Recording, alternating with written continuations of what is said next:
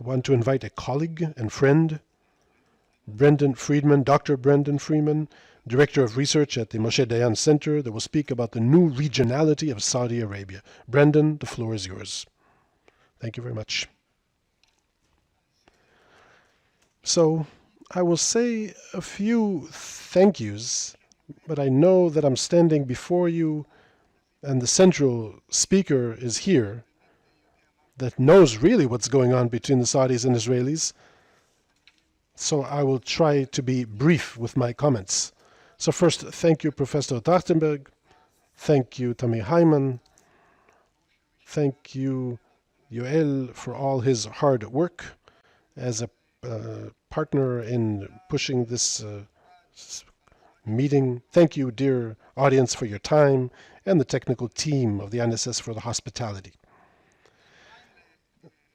In parenthesis, for Yoel's lecture about nuclear Saudi, if someone really wants to know how much MBS would want to acquire American nuclear technology, there are two American reports that the Congress issued researching this issue in the Trump administration with various pieces of information and emails about this subject. It's very interesting to read, and you will find it easily on Google. It's real. This wish to construct a nuclear program. But I wanted to talk today about nationality and self-reliance in the last decade in Saudi Arabia, because this is how I think we can give a broader framework to all these issues that we discussed about them today. I want to say a few things about how I see the new nationality in Saudi Arabia, the end of this current era, and talk about the global development, regional development, and local towards Saudi Arabia by MBS, the Crown Prince. First, I see this new nationality in Saudi Arabia, and Professor Rabi spoke about this before. One of the main changes that MBS brought to Saudi Arabia is, in fact, I would say the end of this division between the clergy, the people of the kingdom, of the crown, and the rest. MBS says there's no collaboration between these two traditional institutions. There is the crown and the rest. And this is a huge change. And we see this on the ground. And if there is such a change, then the kingdom is looking for a way to stabilize its own legitimacy, the crown. And I would say that the wish to rebuild the Saudi people with some kind of solidarity that is not only top-down from the ruler to the ruled, but some kind of wish to build some kind of broad solidarity within the Saudi people. And there's a reason for this, a good reason. It's not just a move. There's an instrumental force here. Because what MBS's Saudi Arabia wants to do is to recruit the people to what he wants to do with his 2030 vision. And there are two central pillars here. One is to rebuild the economy, to construct a knowledge-based economy, and it's expressed, there's a tendency in Western media to criticize this and say that it's just another mega project of Saudi Arabia, but it's something very important for MBS, the NOM project. You can't disregard this. And since the war in Ukraine, Saudi Arabia has the resources to materialize this. The second pillar is the wish to rebuild the defense mechanisms and institutions.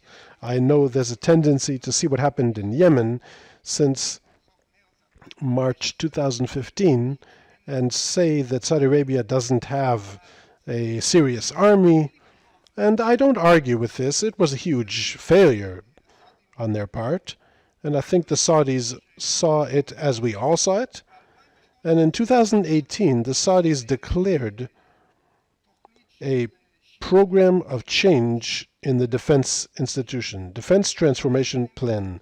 And they unified all the various missions that have to do with the United States, and they wish to rebuild the Saudi military. And it will take a generation, a whole generation. And because it will take a whole generation, their national aspirations are very important. But the wish to recruit the people, to revitalize the solidarity and nationality of the Saudi people, territorial nationality, it's also some kind of, like Charles Tilly said, the state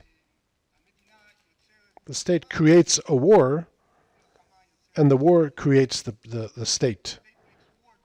State makes the war makes the state.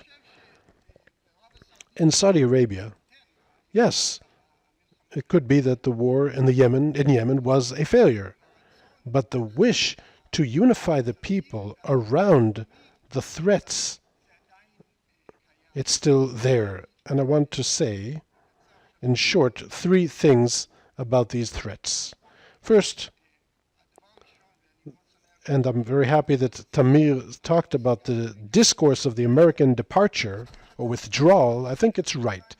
The Americans are trying to redefine their relations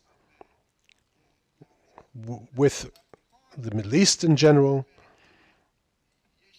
and there's a tendency to overstate this American departure from the region, and I don't think this is precise. But on the other hand, what Professor Rabi said is also very true, that in the perception of the Saudis, there's great fear, that it's not like in the past. We don't have this pact with fuel or of oil for security, and they're afraid. They are scared. So this is first. The second issue, no less important, there's the energy transformation. The Saudis see it. They see the need to diversify the economy. They know this change will take time, several decades, but they have to start to build themselves from now. So, right, the war in Ukraine gave them another few years to plan it.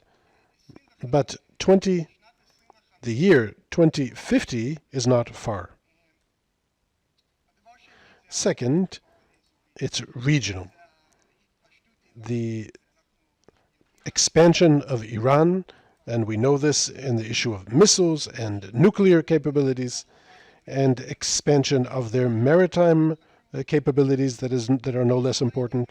And also, I would say, the Arab Spring, the uprising in 2010 and 11, and mainly the development in Syria and Yemen, and the feeling in Saudi Arabia from, I would say, 2012 and 13, that they are alone, that the Americans are not so much interested in what's going on there.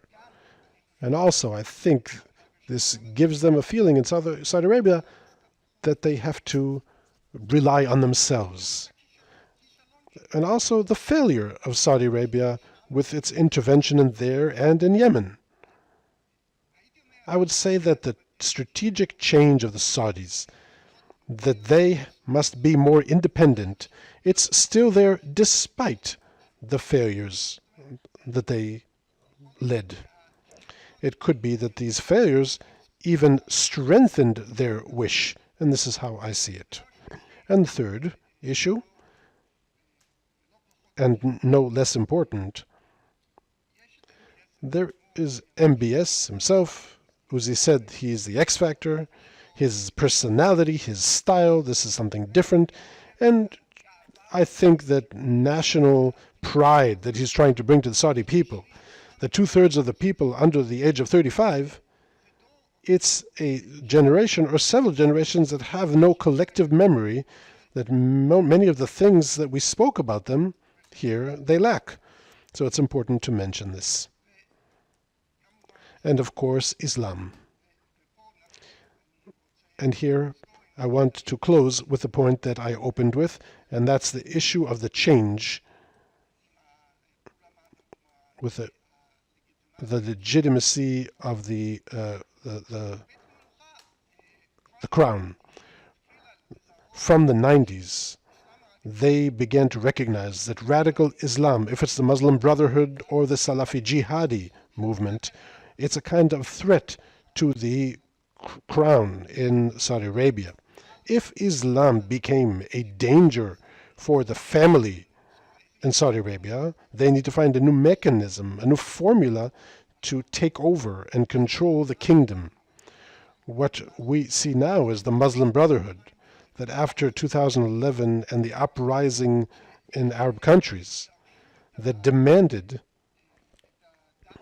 the Dawla Madiniyah, which means the civilian state or social state, and this means Saudi Arabia without the crown. We do not need the king. This became a threat for the family of Saudi.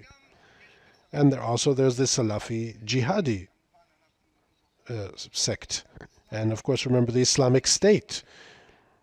And they saw and see that the Islamic State threatened the house of Saudi publicly.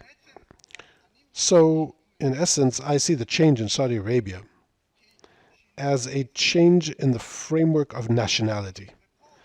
And here, and I really will leave the issue of normalization with Israel for the central speaker after me, I really think that if we look at this issue through the prism of nationality, we can imagine a move of normalization as a Saudi interest, because regionality is something that they need, because they are not prepared today, maybe in the next decade, to rely only on themselves as they wish. Thank you very much.